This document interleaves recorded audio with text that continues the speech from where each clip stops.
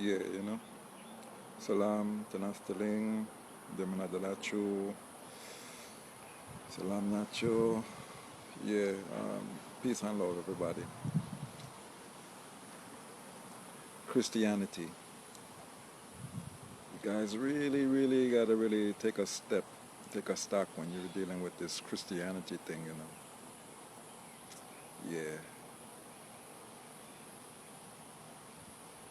If you come in from a background, what they would call like a Western background, where your introduction to Christianity was via the Europeans, it's quite understandable via their presentation, hypocrisy, etc., blah, blah, blah, blah. I can see one's being fully discouraged with that, you know, because that's your introduction. That's how it was introduced to you. It was introduced to you by the hand at the end of a whip. It was introduced to you by the end of a gun. It was introduction via threat. So it's quite understandable knowing that these guys didn't have a godly representation of what they're dealing with, you know. So that motivated many ones within the so-called quest for spirituality, knowing God and all of this blah blah, you know. Yeah. So I see a lot of ones and ones still, you know, going through stages and phases, you know. Yeah. When I say stages and phases, I mean, you know, going on some campaigns and out champion, fighting against anything that named Christian, you know, anything that named Christian, blah, blah, blah. You quick to jump on it, you know, and to espouse the most blah, blah about Christianity, etc., etc. That's understandable, given the background. But at the same time, yeah, at the same time, when you're talking to Ethiopians about Christianity, it's a whole different thing right there, brother and sister. It's a whole different thing going on there. You may say, how is it a different thing going on? Well, of course it's a different thing because them guys who beat Christianity into your ass, they only had it for a couple 100 years, you know what I'm saying, to go out and perpetrate a fraud.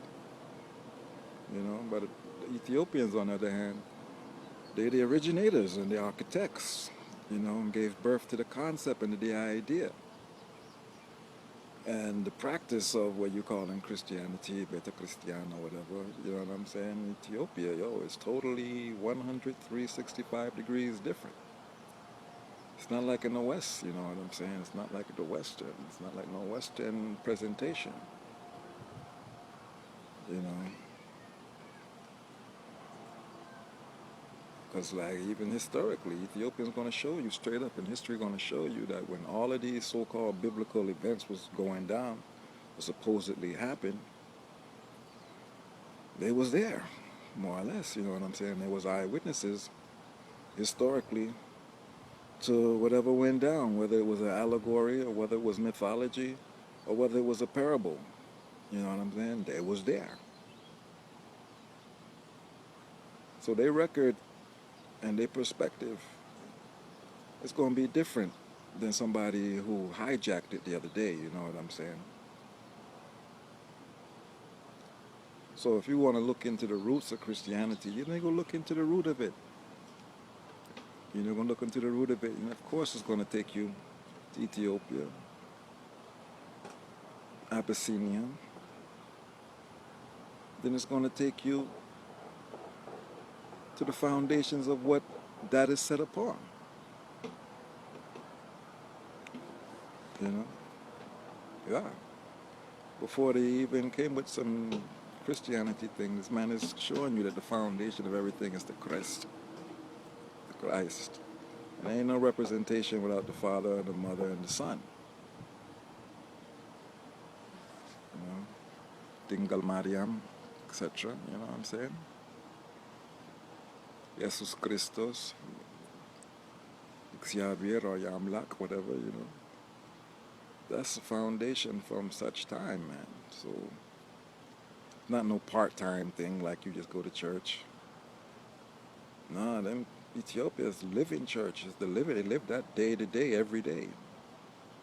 All day, 365 days a year. That's their reality. That's the consciousness. Now, do you say like, does every single Ethiopian adhere to that? No. No, they don't.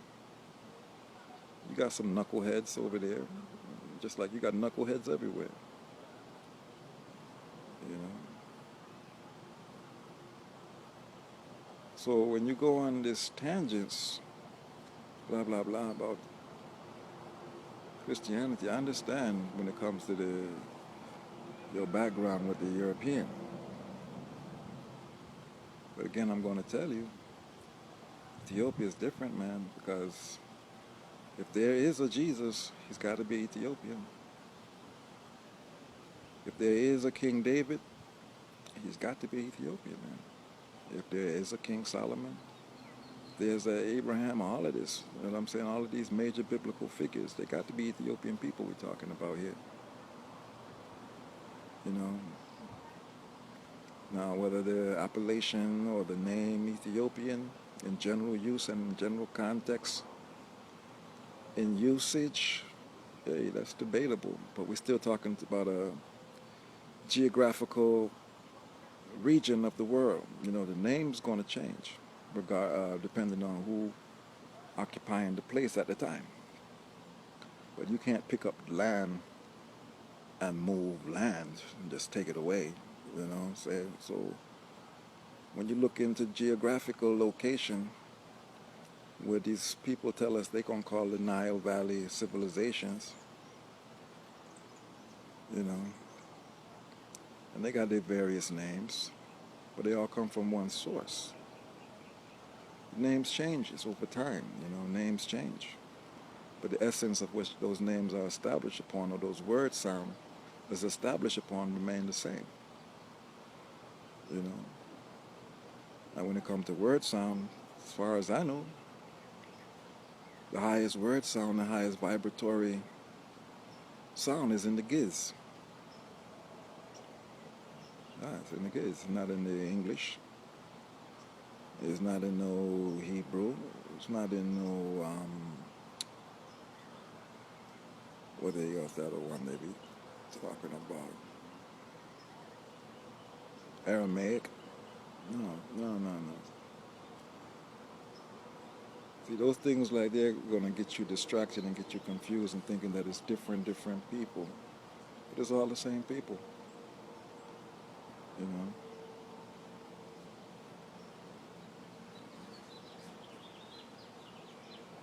I think this video might be a little long, so I'll put a pause on it. Give thanks for taking the time to listen. Peace.